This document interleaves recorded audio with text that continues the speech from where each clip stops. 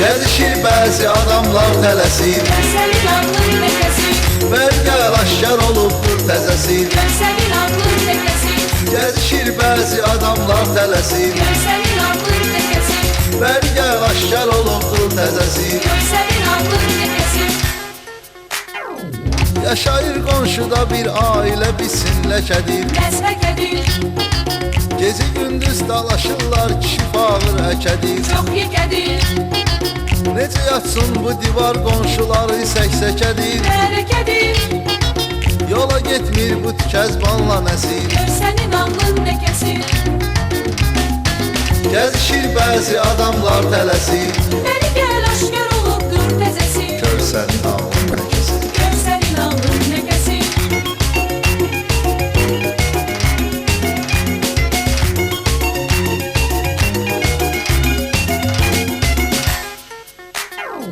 Bu tükəzban nə tükəzbandı, dili ağzı zəhər. Yazık o her, Danışır hey telefonla ev eşik həftə becər. çin o kadar, Aşırıb boynuna xas bir soruşan yox nə xəbər. gör ne teher.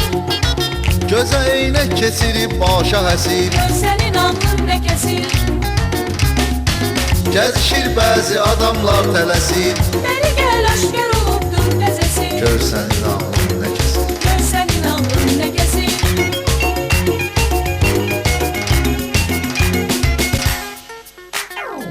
Nəsirin özünə görə iş gücü var, zəhməti var. Zəhməti var, 5 adamla biridir, xeyli varı, dövləti var. şirketi var, Ondan aləm çəkinir çünki ağır təbiyyəti var. hürmeti var.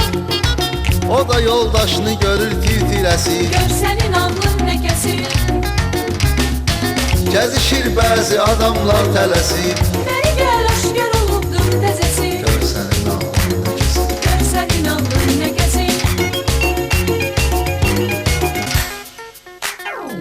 Bu evin bir kızı var, harda yemek var girişib. İndi şişir, Oyanıb məktəb adı ilə səhər evdən sürüşib. çok gezişir, Bu cavan yaşda bu qız 5 il institut dəyişib. ey ilişir. Hər institutda qalıb ildə kəsir. Gözlerin ağlın lekesi, Gəzişir bəzi adamlar tələsir, beri gel aşkar olubdur tezesi, Görsənin ağlın ləkəsi. gözlerin ağlın lekesi. Belə bir ailənin doğru deyil heç bir işi, Qəlbən işi, Və onlardan törənənlər ola bilməz ki kişi. yok bir eşi, Bu həyatında çətindir yoxşu hər enişi. her gidişi.